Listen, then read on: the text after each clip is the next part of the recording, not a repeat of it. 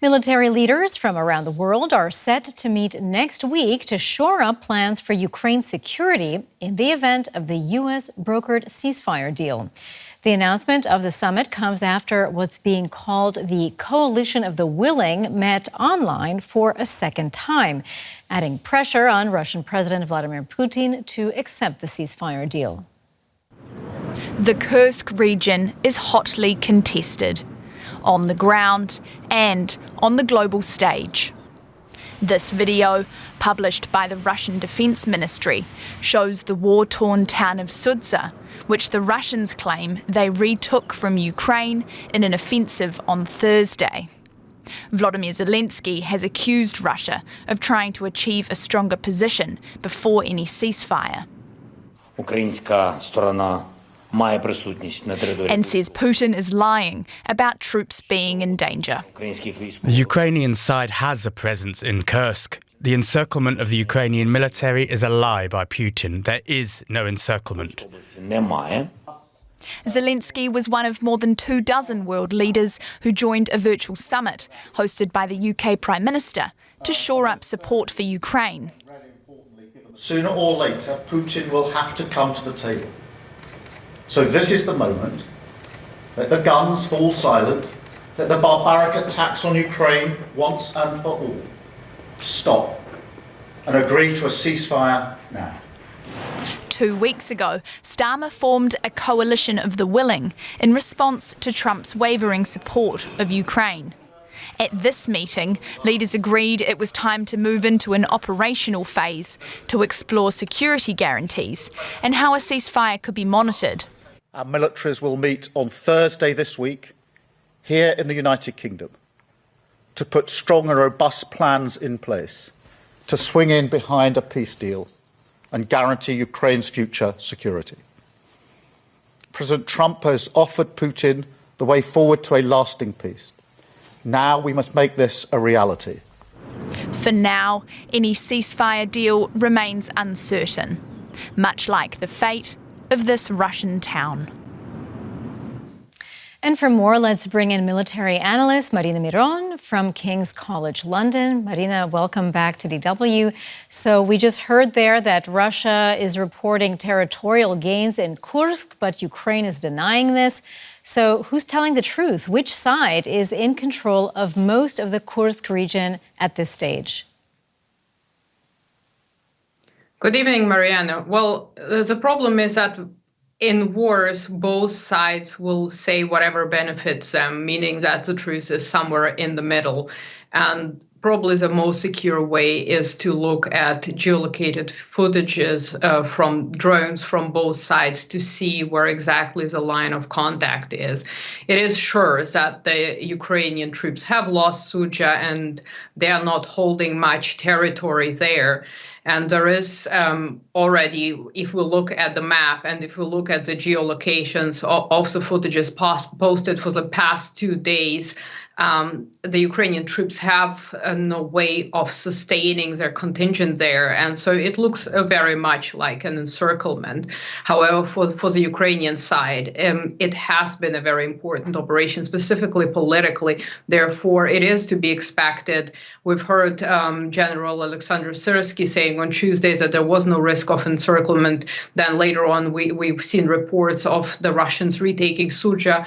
And now the Ukrainian side is saying again that there is no risk of encirclement. The reality on the ground is somewhat different from what we're hearing, because, as I said, both sides want to position themselves beneficially in the information space, not just for the troops, but also for the domestic audiences as well as the international community.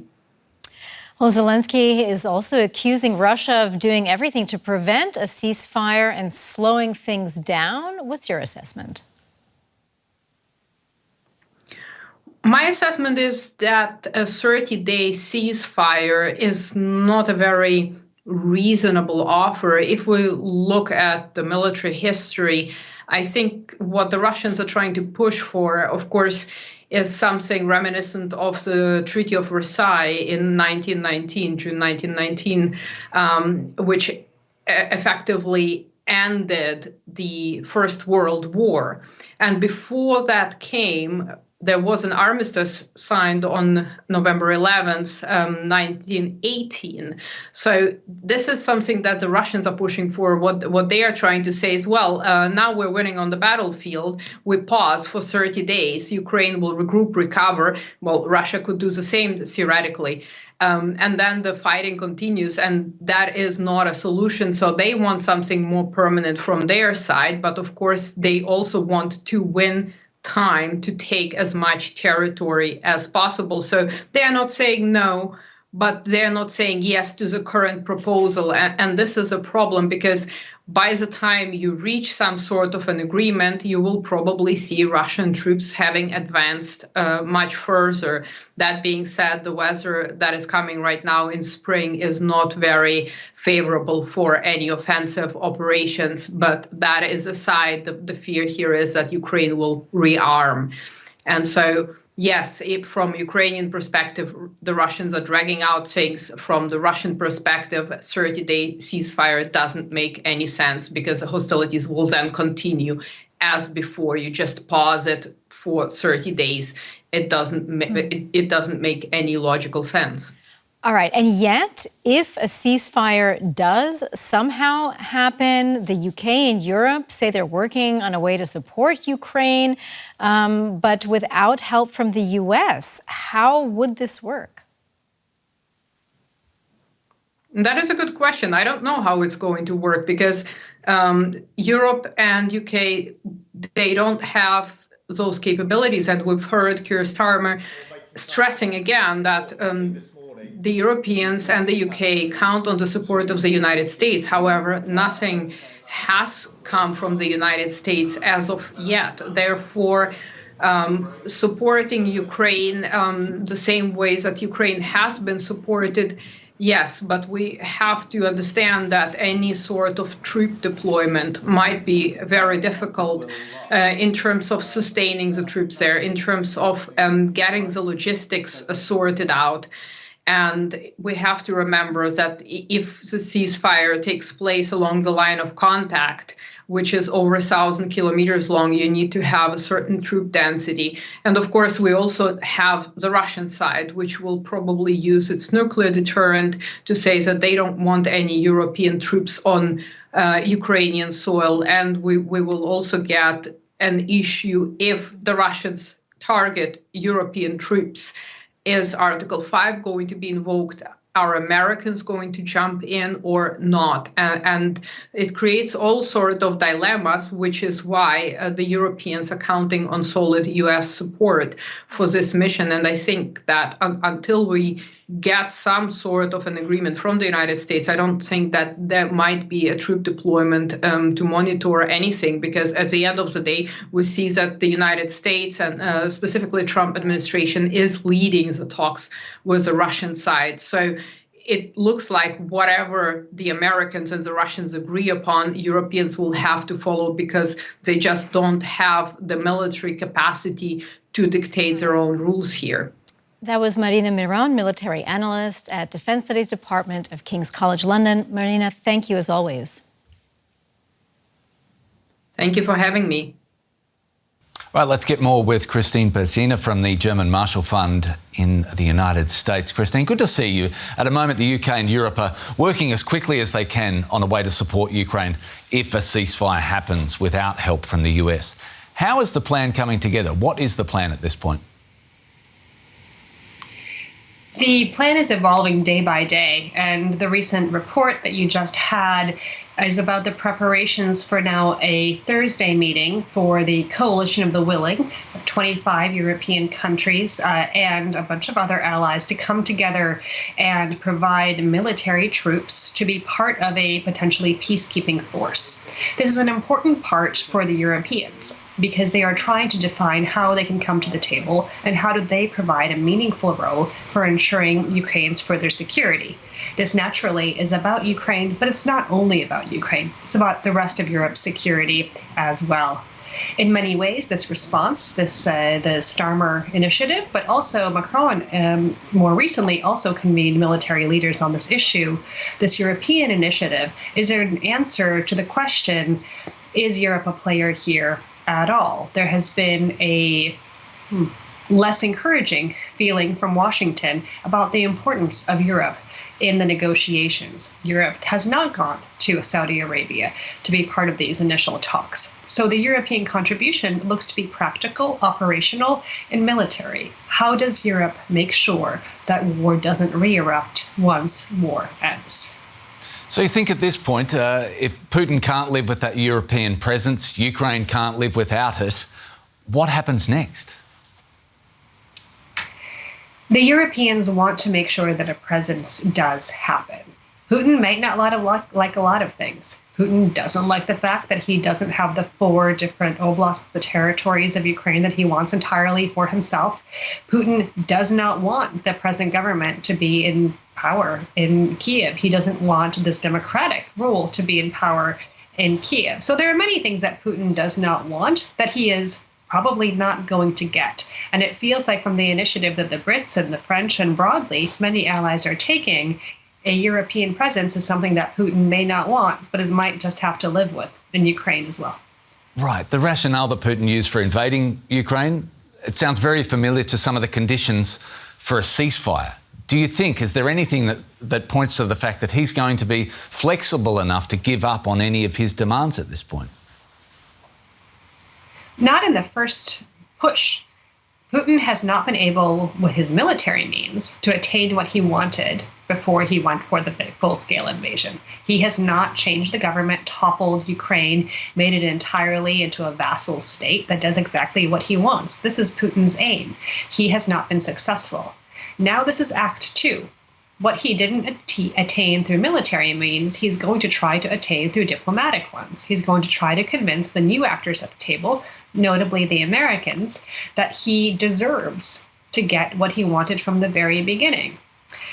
But he's probably not going to be successful in getting his maximalist aims also in this negotiation.